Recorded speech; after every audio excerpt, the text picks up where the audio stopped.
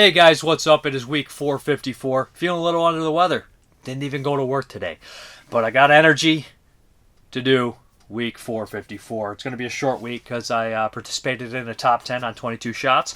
Hopefully it'll be up before this video is live, but yeah, we did 22 shots, top 10, so I squeezed in some more 2025 movies and rewatched a couple. So yeah, so first one up we're going to talk about is from Radiance Films, and this is a period piece from Japan, which is very typical of a lot of Asian films, typically tend to be period pieces, and this is 1907. This is by Katō. Now, I've actually covered a few of Katō's films from Radiance Films, and I actually was unfamiliar with his work, maybe the name in passing, but 18 Years in a Prison, The Tales of the Onwa Ghost, there's a couple other ones too. Just kind of really top-notch, strong, dramatic crime films, or as the one is a ghost film, gothic kind of horror style thing. But his films are really powerful, really good cast, and the lead actor in here, make sure I get his name right, he is in a couple of them, and just a top-notch actor here.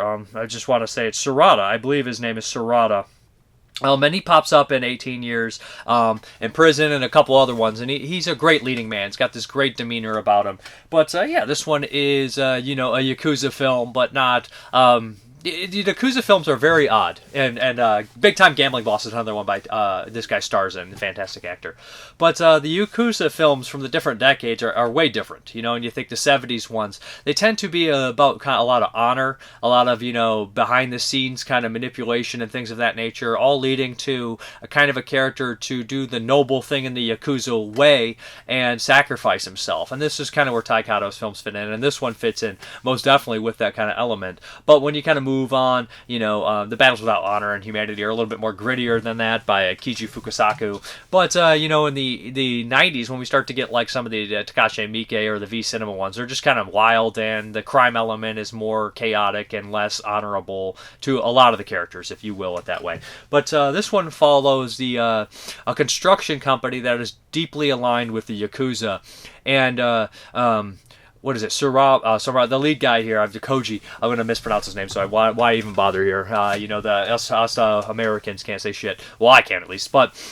So, he's kind of like the lead Yakuza in this group, and they're kind of a business being run by an old Yakuza boss, but his kid's not in the gang, and they are trying to go straight relatively. There's another kind of company that is really aggressive, and they're putting pressure on them, and they're causing a lot of problems. They have the company has got this big kind of deal with this construction of a dam, but the other company is kind of like just sabotaging their supplies when they get there, so all sorts of things like that, and they even make an assassination attempt on the boss. But in this vein, the boss doesn't want violence held out. So this complicates a lot of issues, and eventually the old Yakuza boss kind of gets put in a lead position, and he does something that he believes is honorable, and puts himself in a situation where, his kind of the male fantasy of sacrificing yourself for what you feel is just or whatever. This is very familiar in a lot of Yakuza films or samurai films or Western films, is that idea. But the acting is fantastic. There's a love triangle that goes on. The main guy is very honorable, very likable, good performance. Love seeing the period piece stuff, the construction sites. And there's a lot of, the tie-ins with the Yakuza with somewhat legitimate businesses in these films. And they even brush up in the Battles Without Honor and Humanity. There's, the new ones, at least, with the kind of, construction and things, and pits guys against each other. They want these big kind of contracts and whatnot. And it's funny because the actual full-blown Yakuza gang isn't even really the bigger criminals. It's the construction site other guys that are actually have no honor, and they're just sleazier and worse off in their criminal activity. A couple of the bad guys are really horrible. There's one that frequents this prostitute, and our lead guy kind of has this love triangle with her, and that kind of creates some turmoil in this love triangle that makes the whole thing more tragic and effective towards the end of the film. I love how they shoot kind of the end fight scene here, and these a lot of the samurai or Yakuza movies from this time often would kind of do these camera angles that aren't your standard camera angles, following the action. It's not necessarily a wide take. It's not a close take where you follow the action and can hide cuts. And a lot of more modern, low-budget films will do that because it's easier to track the action. You follow the action, so you don't have to show that a lot of the people don't know what the fuck they're doing, and it's a good way to cover your ass and make good action in a low-budget form.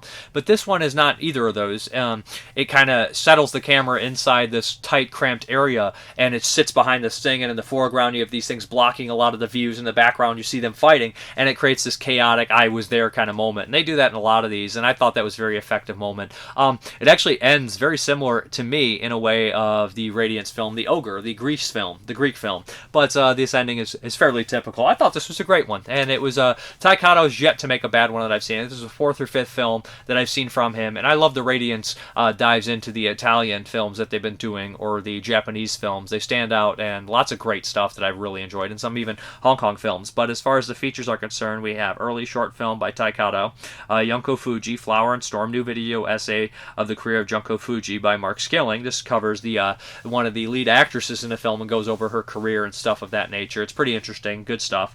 And then we have a new new English subtitles, translation, reversible sleeve, featuring original and newly commissioned artwork by Time Tomorrow, limited edition booklet featuring new writings by Earl Jackson and the archival essay on the film. This is Region A-B locked. Great period piece Yakuza film. I would recommend this one, Blood of Revenge. And it's justified revenge. That's what everybody wants, right? Okay, this next one here is from Anchor Bay, the Anchor Bay Archives, and this was made in 2026, and this is a documentary about King Kong. Long live the king, of course, the only King Kong. I do not like this cover. It's just of a gorilla. It's so weird and bland and just bizarre. I don't know if they couldn't use any of the actual posters from all the different King Kong movies or the actual picture of King Kong. It's just bizarre. That's my biggest nitpick with the whole entire film and package. But so we're going to jump into this, and this is a lot of talking heads in here, of course, but a lot of people you'd be interested having in here. You, of course, have Joe Dante, Greg Nicotero, Tom Woodruff, which are the guys you want to do hear about filmmakers and people that do special effects, because if you've ever talked to any filmmaker on any level, King Kong is one of the quintessential movies that really, got people in the film. I always hear Frankenstein or King Kong, and a lot of the special effects or technical guys are always King Kong guys, because the stop motion obviously went on to inspire Ray Harryhausen, who is probably the king of the stop motion, Jason the Argonauts, the Sinbad movies and stuff of that nature. But all these guys kind of feel similar. They talk about how King Kong affected them. This film's pretty good at tackling a bunch of different areas. It doesn't wear out its welcome. It's not a bloated, 200-minute documentary that is just throwing absolutely everything in here. This documentary runs at like 60-some minutes, so it's in and out, has a bunch of interesting people, and it talks a little bit of a bunch of different facets of King Kong, including the 76 remake that Dilo De Laurentiis produced, and of course the 2005 Peter Jackson remake. And I'm actually a fan of the Peter Jackson remake. I feel like, it was a person, again, like I mentioned, one of these special effects or directors that's absolutely madly obsessed with King Kong, his favorite film, and he had been daydreaming of what was happening and behind the scenes and these characters, and he breathes life into it. And it might be a little too long for some people, but this is, the fantasy of a horror kid, a monster kid, a super fan of King Kong come to life. So they do talk a little bit about the history of guerrilla films, and there's a supplemental feature that covers all that leading up to King Kong and past that and whatnot. More leading up to it. But then we talk about King Kong, we talk about Sunga Kong, we talk about all the kind of ripoffs that popped out, like Ape and Konga, and these kind of and Trog, these movies that were influenced by King Kong. We also talk about the Toho pictures where King Kong stepped in, and of course King Kong escapes, and King Kong vs. Godzilla, and we move into the him in pop culture, popping up in car commercials. So we cover all these different varieties. We see the amateurs of the original King Kong. We talk about Mighty Joe Young. We have, this guy actually pops up in here, who has a documentary of his own that I'll be talking about shortly, who just passed away, which is rather unfortunate. Bob Burns. This documentary will probably be covered next week on there. But Bob Burns pops up in here and talks a little bit about King Kong and shows off his amateur and whatnot, and he just recently passed, so that's a little sad and everything like that. But yeah, just tons of stuff, tons of fun stuff in this film.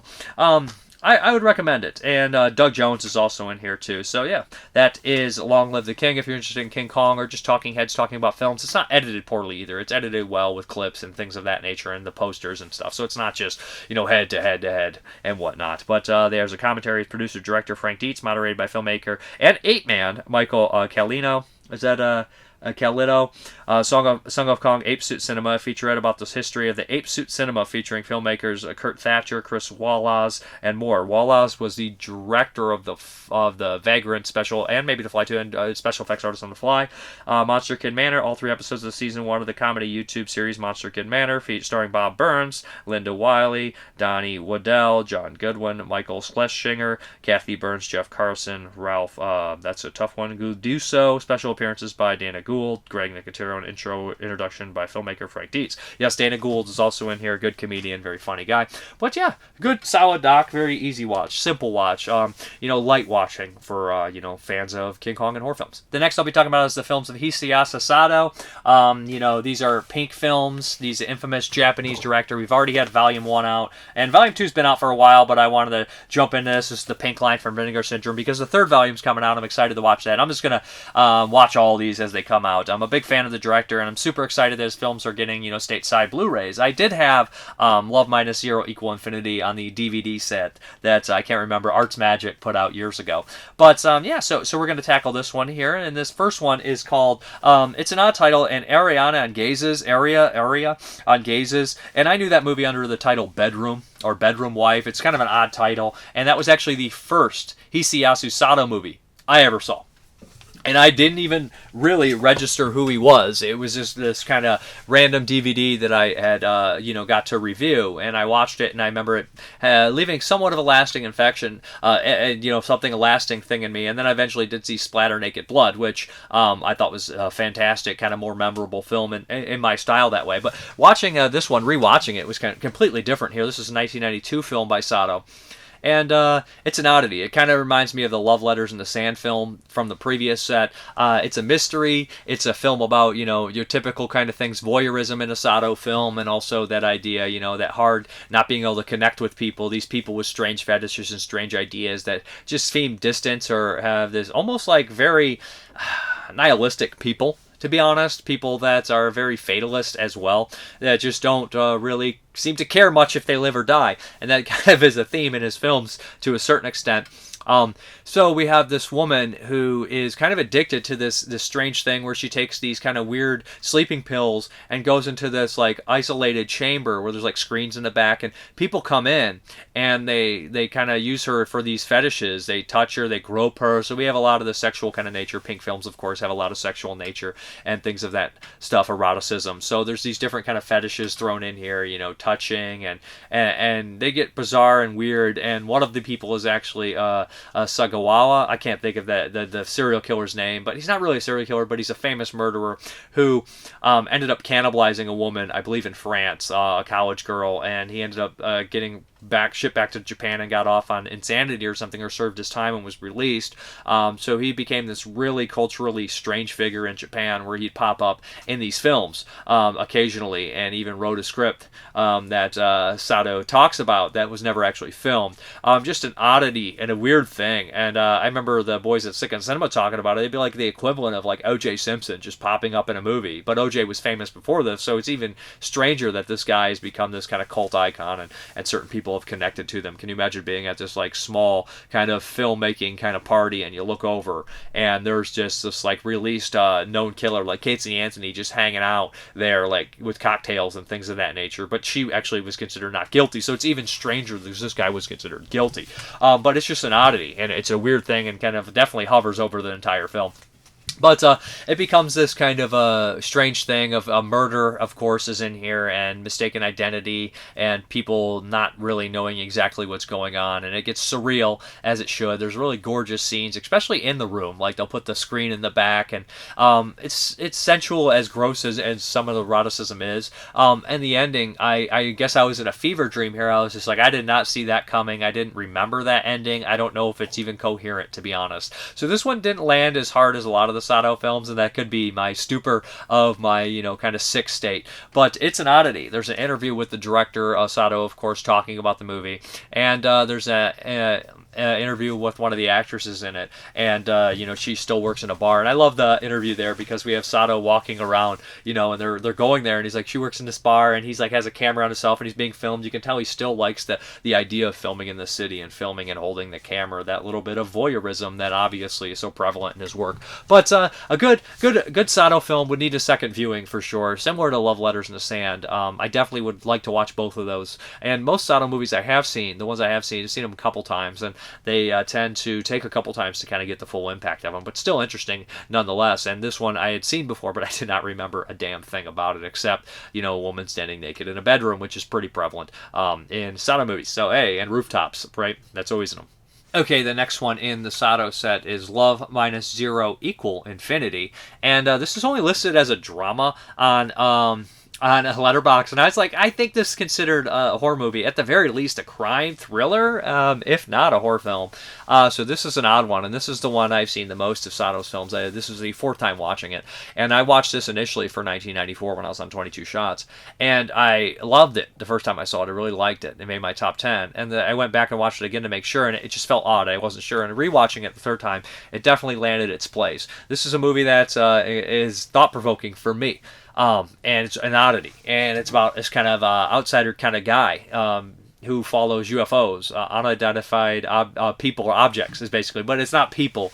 So he just starts becoming incredibly invested in people and following them around because he wants to learn to meet, he wants to know someone, because he just got out of he loved this young girl who was an actress, and he used to write these screenplays, and he was a teacher, and he no longer works there, and he doesn't look very healthy, and he's just this interesting kind of oddball guy. He starts following around this young pair of kids that become directly involved with this story, and there's just definitely this difference between them, and he notices this woman who's wearing these dark sunglasses and this long coat, and she's just super intriguing to him. And she ends up being this person that is committing these vampiric-like murders.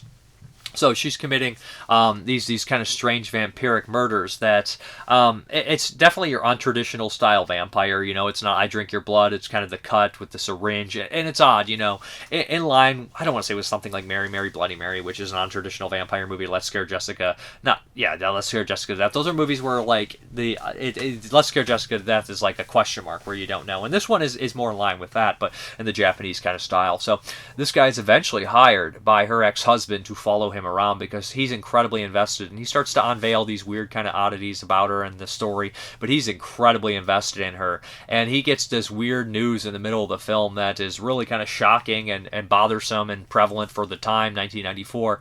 But overall, I love this movie. There's some great lines in here. Turn off the lights. In the dark, I'm someone you love. No, she's dead. So am I. And it's just such a brilliant line like that. And they're back and forth, and I was just like, oh man, that's just so nihilistic and so dark. Totally up my alley in a film. Cynical and funny. I love cynical and I love funny when it's kind of witty and cynical, if that makes any sense in the dialogue. And I feel like a lot of that is. And also thought-provoking, kind of deep in the weirdest kind of crazy way. But I love this movie in the end with the kind of, I guess you'd say, the kindred spirits with the kind of different generations taking over. With that weird drug kind of ideal that they do with the blood pumping in the syringe is just grody and nasty and kind of scary, and it also is incredibly creepy that they're taking the needle and shooting it at the sky, shooting it at the city, spreading it, in that kind of aspect. But really love Minus Zero Equal Infinity. We have an interview with Sato on here, and he actually was hired under a different script and did this movie instead, and had a different name, and the writer had a different name on here, but it was obviously them. So this is weird oddities like that. And then we have, of course, this kind of wandering around the film locations and things like that, where he'll stop and do these movies, but he's also doing Tunnel Vision and things of that nature. So, great release. There's only 2 in here instead of 3, like the first film, and a nice little booklet. But looking forward to the third set, and I believe it's Tunnel Vision in the third set, which is a wild, weird movie from 1991. But yeah, I'm looking forward to these. It's probably one of the coolest things that's happened for home releases for me personally. Okay, I'm going to be relatively brief with my last 2025 movie here, and this is Match. Yes, this is by the director who did the Banana Splits, which came out a few years ago, and the Slumber Party Massacre remake, which I didn't watch, but I did watch the Banana Splits. I'm going to be honest, I had a lot of fun with the Banana Splits. Just a fun, gory, animatronic, gone wild thing, and the Banana Splits were these... I'm talking about Banana Splits too much, but the Banana Splits were something from my childhood, which were just an oddity and weird, and seeing them become monsters in crazy things was fucking hilarious to me. But okay, so this one, Match, Moods was the one who sold this really hard. He said it was a great movie. So it's a Tubi original. So Tubi's definitely stepping up their game. So I popped this in and I was like, this is a lot like Barbarian. This is pretty much just Barbarian in some aspects. And I saw a Letterboxd review, which is pretty funny. It's like, we have Barbarian at home. And it's like, hey, holy shit, we really do have Barbarian at home. And it's just like, yeah, it's pretty good. So there's this kind of woman out there looking for like the dating world, which is coming very prevalent in a lot of these films. You know, like Elric Kane's Dead One had that idea too, right? Where the dating apps are becoming this big kind of scary idea in these horror films, and I'm sure it was there with the invention of the internet, like Strangeland and stuff like that. But it's more obvious now. But or more prevalent. So she's kind of looking through these dating apps. She's not having any luck, and her sister is a lesbian, and they have a good relationship, and they're both worried about their blind father who's going into open heart surgery. So they're really close knit, and she's been talking to this guy who can't leave the house for autoimmune disease, and it does seem a little fishy, but she ends up going there anyways. And it's pretty obvious right off the bat. The only issue I had with this movie is the lead character I wish was just a little smarter, even though she's very likable. I wish she was a little bit more intelligent. I know she's mentioned she's desperate, but there's just no way in hell she's going to go here, and all these things that go wrong right off the cuff, she stays with it. But she ends up going there. She gets drugged by the mother, and it turns out that the mother is actually feeding these women to her son, trying to create some offspring. And that's kind of the spoiler here. The son is wildly deformed and disgusting, and more of these kind of characters pop up, and more characters get involved. And in fact, one incredibly hilarious character that comes through halfway point actually gets involved, and she's pretty likable. Overall, there's some nasty gore in here. There's some good characters, and overall, it's a solid, nice little horror film from 2025, especially if you people are expecting a Tubi original to be absolute trash bags. It's not. It's a good one. And solid director, you know, from what I can tell, both movies I've seen by her are pretty good. All right, guys, let's hop into those 1983 movies. I have returned.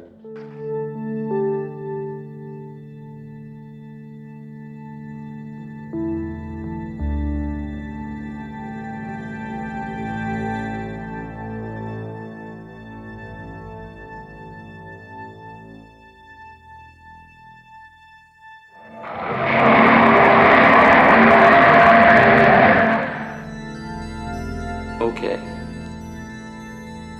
Show me.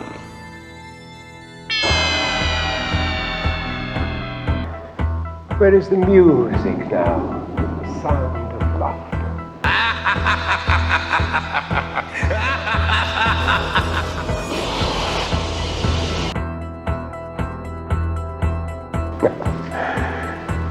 There was never laughter.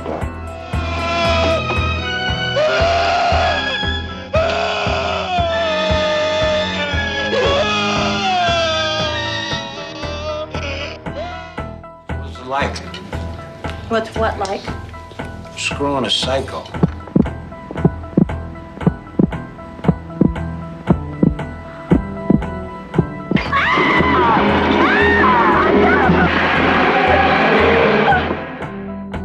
What the fuck was that? It's gone. Guy blows dead dogs. Just lay it in there. Eat shit and die, Ricky! Eat shit and live, Bill. Yeah, Bill, he's a little wet. 31. 32. 32. Year of a man's prime, loved by many women. He might still learn to swim. 32. Going. Gone. The kid was cut in half, Arnie. They had to scrape his legs up with a shovel. Well, isn't that what you're supposed to do with shit? Scrape it up with a little shovel? One final moment of revenge. Wondering what's real. All of it is real. You want to see something really scary? You bet. Really? Yeah. Get the video, Joe! Long live the new flesh! No choice but to kill the son of a bitch. Living one's entire life in a state of fear. It is all I have ever known. Fear. Are you ready? Okay, go ahead.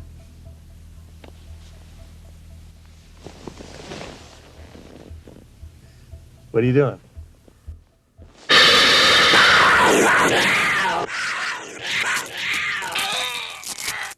Okay, the first one up is kind of a Canadian classic here from 1983, of course, and this is Curtains. Now, the director didn't direct the entire movie, he directed most of it, and, him and the producer got into it. The producer is an infamous kind of guy in Canadian horror films. He produced the Prom Night movies and other movies here. And this movie has a pretty good cast. It has John Vernon, of course, Samantha Eggert, Michael Wincott, and who is the Lynn Ramsey, is it? But she's in, of course, Black Christmas, and she plays a great role in this film. Fantastic performance here. In fact, all the performances are pretty solid, and Curtains is an oddity. It's definitely a marriage of two products, right? A producer that wanted more of a horror movie, more exploitation, and a director who's looking for more a slow burn art, psychological kind of horror film. But they're married, and to the horror fan like myself, I think it works pretty fucking well, because you got your creepy moments, you got your psychological stuff, and you got pretty established characters. Now, the kills in the film are nothing incredibly special. A lot are off screen and whatnot, and I can maybe guess that was just some of the directors kind of work and whatnot. But there is a couple good moments and everything like that. Especially the deaths are well thought out. One of them in particular with this doll. So what we have here is Samantha Egger is from The Brood and Demonoid. So she's got her horror cred, but she's a fantastic actress. So she's this kind of world famous actress, and she's supposed to be up for this role of Audrey, which John Vernon is this director Stryker, which is the director who's listed as a director, but of course we know that's just a director in the film. But Stryker is, this kind of really hard-ass director, and he's like, I don't buy it. So he basically convinces her to check herself into a mental hospital to play this character and become crazy and clinically insane, and then she can come back. But Stryker's going to pull a fast one on her, and he actually doesn't let her know that she's been committed for real and all this kind of stuff. She knows she's committed for real, but doesn't come get her, doesn't follow through with the plan, and orders 6 actresses, completely different actresses, all to come in this isolated cabin for, to audition for him. It seems very sleazy, of course, casting couch kind of stuff here, and that's definitely what's going on to a certain extent. John Vernon is always that guy that has this powerful, booming voice, but he always has this power of authority, but he also uses it to be kind of a sleazebag in a lot of movies, and I think he's one of my favorite kind of actors. He pops up in tons and tons of movies, Outlaw Josie Wales, Charlie Varick. He's even in stuff like Killer Clowns from Outer Space, just Animal House, just a fantastic actor, one of my favorites, and he's great in this one too. But what happens is we have all these different kind of actresses, one that maybe sleeps around a little bit more, who's a ballerina. I think maybe those are due to, I'm not sure, but one's an ice skater, and then one's a kind of established actor, and one's this comedian who's one of the main characters, and an interesting character nonetheless. I love how they kind of introduce them. Most of the characters get their own little moment, and one actually leads to a really fantastic death, I would say. But they come in here and they start to get to know each other. But Samantha Eggert pops in unexpected, right? How'd she get here? She's not supposed to be here. Automatically creates tension. So you start to think, who is the killer here? Who's going to be killing everybody? And they systematically get picked off. There's the classic ice skating kind of scene that was actually recreated to a certain extent in Black Phone 2, which is a fun horror film from last year. But yeah, so we have all these elements going on, and people get picked off. And the reveal, I love the reveal, and I like the bookends of the story, even though they had multiple endings, and all that stuff of the original version is lost, unfortunately. They have a bookend in the opening, and they have a bookend at the closing, which I think works perfectly well and is incredibly unnerving. The killer wearing the old hag mask is fitting too, right? Because Samantha Eggert's getting older, and that idea, right, that you can't rely on your beauty forever, and this thing like that, although they constantly demand that actresses do, right? And then they don't write them roles or give them roles after they hit a certain age. So there's all that element, and you could put that in there and stuff like that. The commentary even suggests, a lot of people probably do put this stuff in there when it's not there, and they always do that. But, movies change with time, and stuff is subconsciously put in films all the time. But there's 2 commentaries, one with the producer, which is not a full audio interview. It's like the producer does part of it, and then Samantha Egger does part of it. And she's not really a horror fan. She's very nice, but she's also, it's like, I don't remember the movies very well. They were short, and I could do it and still see my kids, so that's why I did a lot of the horror movies in Canada and America at that time. I'd moved to America, and that element like that. And then we have a commentary with two of the actresses, of course, Lynn, and, a super fan of the film, so that works really well. And we also have like a 30-minute making of that has a bunch of the people, including the director and all these people involved with it. The Ultimate Nightmare, The Making of Curtains, 2014 with the director, Richard Kulpa, stars Leslie Donaldson, Lynn Ramsey. Who the fuck is Lynn Ramsey? I'm getting old, guys. Editor, Michael McLarverty. Special effects creator, Greg Cannon. Is that supposed to be Cannon or Cannon? It's spelled wrong if it's not. I thought Greg Cannon was the guy's name. Composer, Paul Zaza. Yeah, and then we also have a filmmaker and transition director, Gordon Thorne's vintage documentary short featuring rare behind-the-scenes footage from Curtains, Blu-ray exclusive. And then we have the two commentaries, of course, with Lindsay Donaldson and Lynn Griffin. Alternate audio track, vintage interviews with the producer, Peter Simpson and Samantha Eggert. But great, nice little movie that I hadn't seen since my VHS days, man. Am I going to be able to spot my Curtains VHS? I did have the VHS from Vestron sitting on my shelf years ago. I know I still have it, but I know this is stupid, childish kind of crap that nobody cares about, but old man crap, actually, at this point. But I remember when I found Curtains on VHS. This was the days long before the DVD was released, long before Blu-ray was even a thing, and I remember being probably 16, 17, and I was going camping with my friend, and we stopped at this place on the way, and it was a pretty far drive, 5 hours or so, and they had VHSs, and there was just, Curtains was sitting there. And I only have X amount of money, on vacation. I'm poor. I'm a kid. So I grabbed Curtains, and I think it was $8, which is kind of a pricey VHS. One was 17, 18. Not now. It's cheap. But, back then, you're like, well, I don't know. But I knew that it wasn't released on Blu-ray. Or DVD at the time. I mean, DVD, or it wasn't very widely known, the Vestron tape. Even though it was muddy and crappy looking, from my understanding. I don't even remember if I watched that tape or I watched something. I remember watching the movie. I don't remember where I initially watched it, actually. But, yeah. Still memories, VHS memories, right? VHS confessions, if you will.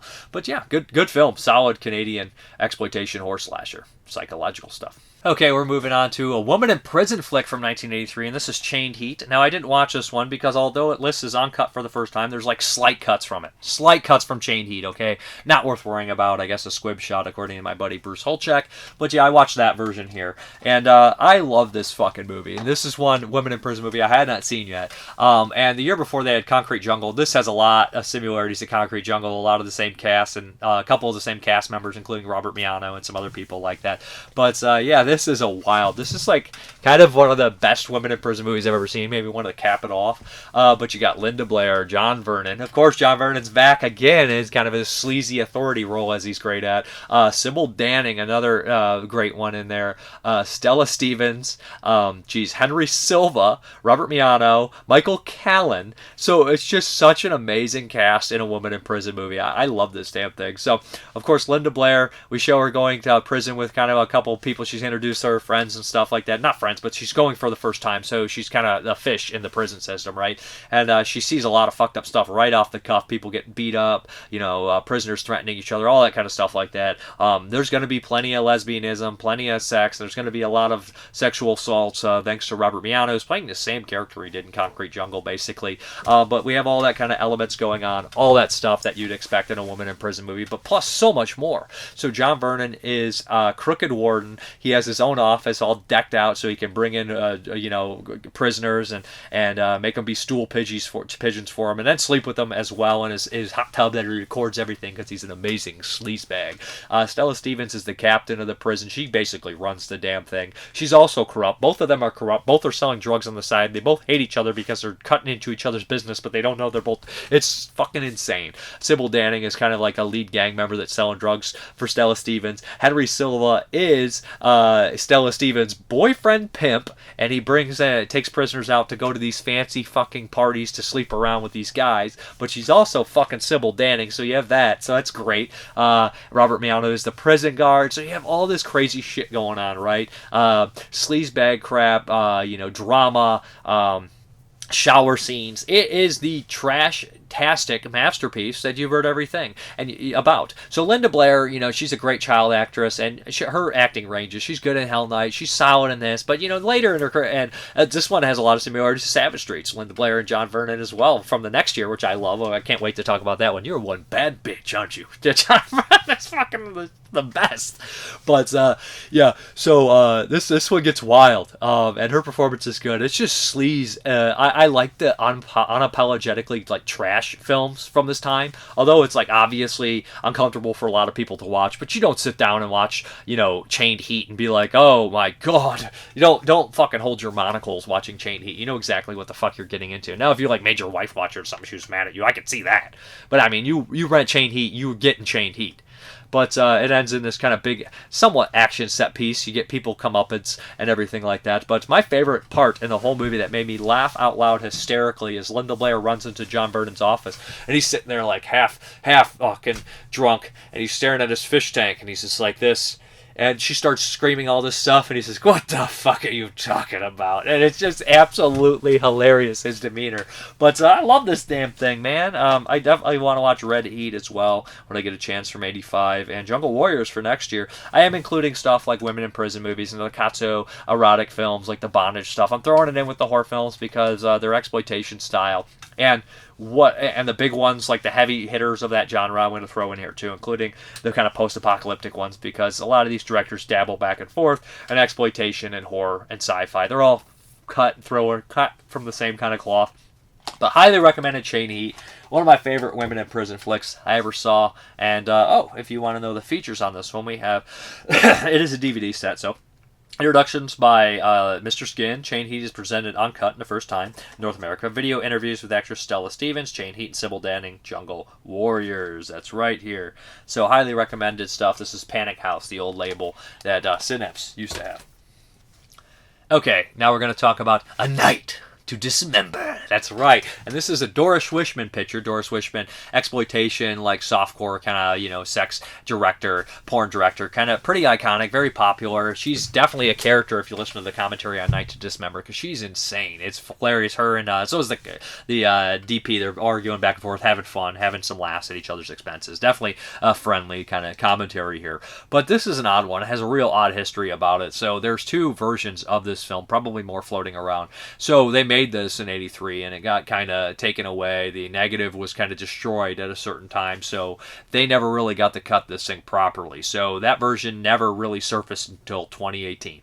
And when it did surface, it was 10 minutes longer than the version that we actually had seen back when the VHS and DVDs eventually later were released. So this version, the 79-minute version, is actually much better, much more coherent, and tells a completely different story here. And I'll talk about the other version here. So in the beginning, we have this A Night to Dismember narration coming out, and this kind of Orson Welles style character walks out of the tomb and he's like, I will tell you these stories about satanic, and it's just great. It's actually like set the tone, and I was like, oh, this is kind of fun. And I remind you, I watched the 69-minute version before the 79-minute version, so I'm like, oh, I didn't know what to expect, because the other version is a mess, boy. So this one follows the story of kind of this woman who is struck in the head by lightning and develops these kind of supernatural powers where she can do these things. She ends up passing away, and she's considered mentally ill, and her daughter kind of grows up to have these similar powers, and they both carry out these weird murders, and there's a bunch of kind of bad people involved as well. But it's more coherent. It does have its decent small amount of nudity, if I remember in this version, but it does have violence and gore, and it's pretty effective. And I think the 79-minute version is a decent overall horror film, kind of interesting, kind of odd film. Maybe seems dated for the time, but the print quality and everything, and it's dirt cheap, low budget, filmed super super quack. It's filmed super quack, but super quick. And then talk a little bit about the 69-minute version. This is an oddity that's patched together with narration. It has a police detective, and it takes place all in the same timeline, right? So we're taking a movie that took place in two different timelines, mother and daughter growing up in different timelines, and we're somehow Frankensteining this fucking thing together with all these characters and this one family, and they're all insane, and this cop's talking this narration, and people just come into the scene, and then they get killed. I don't know who anyone is. I don't understand. And there's like 30 minutes in, I'm like, I think I'm done. I'm done trying to follow this fucking mess of a movie. There's a huge amount of nudity, and there's a decent amount of gore. I guess you'll focus on that and enjoy what you can from it. But the original version is a goddamn mess, and she had to patch this together from like B-roll and whatnot, because the original negative was destroyed. So it's kind of like the Mrparka movie, right, where the director couldn't cut the stuff, the proper takes that he wanted, and he had to cut his director's version from the kind of B-rolls and things of that nature on the film with Orson Welles. So definitely and I'm not saying that Mrparka and Night to Dismember are the same caliber, but they had the same circumstances to a certain extent. Overall, the Night to Dismember's never had a Blu-ray. There's an old out-of-print Elite DVD. I could have swore I had it, but I did not find it. Maybe I never had it. Maybe I dreamed it up. Maybe it got lost on A Night to Dismember. But regardless, I do not have this. The quality was not great, but I imagine that, it's not an easy, film to remaster, if you could even remaster the damn thing. I'm surprised it didn't pop up in the Doris Wishman sets that came out a few years back. It would have been a welcomed addition for sure. But yeah, it's a weird oddity. If you like your Herschel Gordon Lewis, if you like your kind of nonsensical gore films, then you want to check this one out. But I would recommend the 79-minute version over the 69-minute version. But that's just me. All right, the Patreon pick this time around is Martin Scorsese's Mean Streets. That's right. And I've never talked about Mean Streets on the show. I've talked about Taxi Driver and Goodfellas and Color of Money and a few other Martin Scorsese movies. Classic director, Hugo. One of the best of all time, if you ask me. But I guess most people will probably agree with that sentiment. It's not a controversial take or anything like that nature. But Mean Streets, this is the second time watch for me. I had not seen Mean Streets since the VHS days, I don't think. Maybe a DVD. It's been at least 20 years, 15, probably 20 years since I've seen Mean Streets. This is early. This is not his first feature film, of course. Boxcar Bertha and Alice Doesn't Live Here Anymore came out before this one. And even David Carradine pops back up from Boxcar Bertha in this one. But yeah, this stars Harvey Keitel. Great actor, of course. Will go on to be in Taxi Driver and Reservoir Dogs, Bad Lieutenant. Lots of great films. Good actor, of course. Saturn 3 or Saturn 8 or whatever, Saturn 3. But yeah, Harvey Keitel's the lead in here. And De Niro, of course, is in here. As is David Proval, Victor Argo. There's a lot of familiar faces in this one that you might recognize that are Italian character actors. But this follows really kind of two characters here, Charlie and Johnny Boy. Johnny Boy is Robert De Niro and Charlie is Harvey Keitel, but there's also Michael and I think Tony, who's David Proval. So these kind of four kind of characters here, they're all introduced in their weird way. It has the classic Martin Scorsese narration he would use in like Goodfellas, a Casino, and I believe Taxi Driver as well. Yeah, of course, Taxi Driver. But that narration, right? And we're in the head of, instead of multiple characters, we have the narration of Harvey Keitel, who's this low-level criminal. His uncle is kind of tied with the mafia, in part in the mafia, and he's this low kind of like criminal. He's struggling with his religious aspects and things of that nature, which is one of the more interesting aspects of this movie, right? Where he wants to penance, so every time he sees a flame, he tries to burn his hand for his transgressions, blot out my transgressions. So he wants a physical pain, like a flogging. So he's constantly putting himself on the hand and burning himself. And they even make a joke, Charlie the Saint, calling him that. Like this guy, he's just a religious figure in this small group where he is religious, and his friends kind of bust his balls for it. It's odd because Harvey Keitel is obviously Jewish, and so he's playing this very Catholic kind of character and everything like that. And a lot of these Italian characters, they say racist stuff towards African Americans and homophobic stuff and anti-Jewish stuff, but it's very much, I'm sure, a product of its time. You hear those stories that Scorsese would grow up with a lot of the crime element of his neighborhood. This feels probably more realistic than something like Goodfellas, right? Just more small time, and every once in a while some violent act would happen. And there's a violent act in this one with the Carradine brothers, which was kind of cool to see them in here. But yeah, I think that Keitel is great. I've always liked Keitel. I've always been a fan of Keitel ever since I saw probably the first movie. What is the first movie I ever saw Harvey Keitel in that I took notice? Probably Reservoir Dogs, or Taxi Driver, one of the two. But yeah, he's fantastic as the lead, good character, and De Niro is perfect at playing these characters. He was made for playing these kind of characters, right? These kind of just socially aggravating characters. He plays one in King of New York. He plays this Taxi Driver. Just Once Upon a Time in America. Just these guys that are just so unlikable but interesting all at the same time. So Johnny Boy is this guy who never pays his debts. He owes money. He always mouths off. He's just a complete fuck up. He'll never ever be able to get it right. He is self-destructive, purposely so, it seems. And he's likable, and him and Charlie have this good relationship. But it's he's just honorable men hang out with honorable men. They run with honorable men, is what his uncle says. And Johnny Boy's not an honorable guy. And no matter how many times he tries to help him and give him the benefit of the doubt, stick up for him. He just knows that he's in the wrong.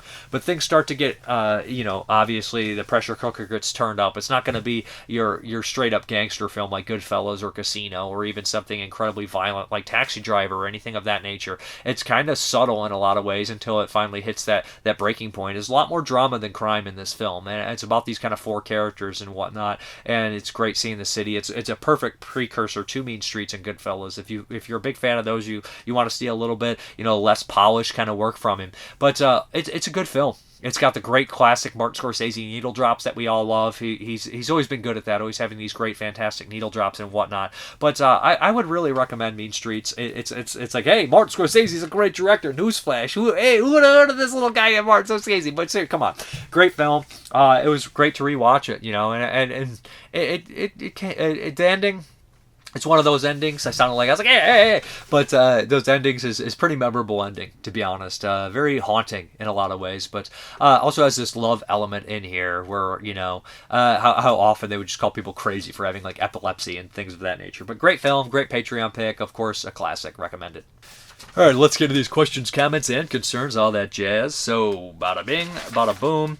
Ilk Vomit. In regards to Enter the Dragon, I get the historical impact and significance of the movie and all, but man, it really kind of slogged to sit through. I've always considered this my least favorite Bruce Lee movie, and still to this day. I would watch Fist of Fury 1,000 times over, and Way of the Dragon about 101,000 times over it. I recommend you save Enter the Dragon last whenever you take your dive into Bruce Lee. Watch Big Boss, Fist of Fury, Way of the Dragon first. I went to the 50th anniversary screening of Enter the Dragon a couple years back, and the restoration looked amazing on the big screen.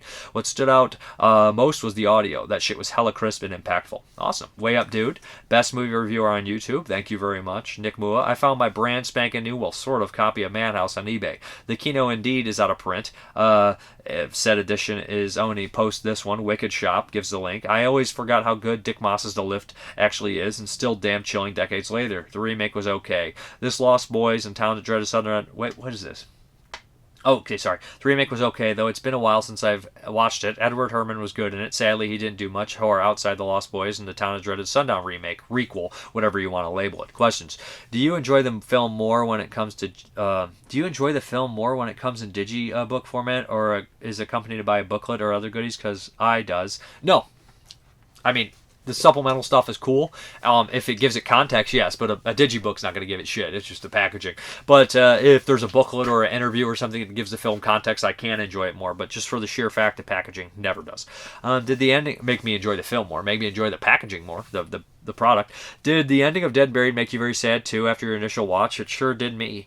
Finding out my friend is a mad scientist. I don't want to spoil the movie, but yeah, it is pretty crazy. Yeah, I love that movie, and the ending is pretty brutal. Which of Gary Sherman's horror movies do you like best? Hands down, Dead Buried leagues above, better than anything else he ever did. Better than Raw Meat, better than Poltergeist 3, better than Wanted Dead or Alive, better than Vice Squad, better than Mysterious 2. It's the best film I've ever seen him do, and it's an underrated horror movie in my book. See you next week, God willing, and if it just so happened to be jogging through Potter's Bluff, give my regards to Sheriff Gillis. I will not. I will run very fast. Beyond Sour's Ground, hey, Mrparka, did you resubscribe to Vinegar Syndrome this year? I'm very excited about their new deal with Warner, so hopefully we'll get a lot of classics and exploitation films that have been unaccounted for in the physical media world, because Warner's vault is full of them. Unfortunately, I'm not a subscriber, but I was able to take advantage of the daily deals. I snagged A Black Room, Killer's Delight, and A Gun for Jennifer. I kind of regret not jumping on the Super Soul Brother. I absolutely love Black Room. Not love it, but it's a great film. Gun for Jennifer is the one I absolutely love. That's a favorite of mine. But yes, I did resubscribe. Said I wasn't gonna, but then they got me. They drug me back in. Can you think of any other horror 80s films similar to The Lift off the top of your head that you'd recommend? I love The Lift, as well as Murder by Phone, which is also similar in spirit. I guess we could call this genre analog technology horror, not played for laughs. Those films shouldn't work, but I think they're a blast. Yeah, they are good. Man, that's tough. Those two that are... Demon, that one I just covered, Demon of the Pond, has a lot of analog shit going wild and killing people. I don't remember, so that one might fit into that. But, yeah, what is that? The Lift and Telephone, Murder by Phone. But try that one, Demon of the Pond. It does end up not being exactly what you think it is, but it's kind of fun in that aspect as well. Then you have Demon Seed, right? The house controls a house. There's one from the 80s too, an 80 TV movie, This House Possessed, which I believe is the same kind of deal where the house is evil. Necrops, Just wanted to tell you what a gem in the YouTube community you are. You're the best channel. I rewatch, re-binge, watch so much of your stuff. You're one of the only people who does long format content properly, and your film collection is impressive. Love your takes. Love you. Be well, stay well, have a great year. Thank you very much. I appreciate that. I really do. You know, because you do these all the time, and you see the views that people are watching, but a lot of times they don't comment, so you're like, maybe I'm just screaming into the abyss. And sometimes it feels like that everywhere on social media, right? But I appreciate your kind comments. Thank you. Ken Coakley, King of Beggars was one of the 2 Stephen Chow films that I saw at the 12-hour Hong Kong Cinema Marathon I attended in '94. The other film was Flirting Scholar, starring Chow and Gong Li. I went into having never heard of Chow, but after a marathon I came out becoming a Stephen Chow superfan. Another actor from those films that I liked from King of Beggars was Nong Man Dat, who is a collaborator on many Chow films. They did a trio of films called Fight Back to School. They were hilarious together. I've heard of those, but I have not actually got a chance to see those. I would like to, though. Boop, knocked off the damn thing. But we're just going to hop into the update as it's relatively short. I knew I told you guys I'd get this one, but I couldn't hold off. I imported the 88 film version of the Peacock King, which is the first film of the Saga of the Phoenix. Yoon Biao's in here, and of course directed by Lam Noi Choi. Great director, nice deluxe set. This is region locked, if I'm not mistaken. But love this. Love to have this. Not seen that one, but enjoyed the first one. I heard that one's better. Then we have All Deceased Except the Dead, a film by Pupi Avati, another import from 88 Films here. Pupi Avati is an impressive, underrated director, and I've seen a handful of his work, but looking forward to checking that one out as one. I think that we have a commentary, if I'm not mistaken, by Troy Howarth and Nathaniel Thompson and Eugenia Ercolani, so great stuff. And then last, but certainly not least, we have a Nakatsu from 88 Films, and we have Girl Hell.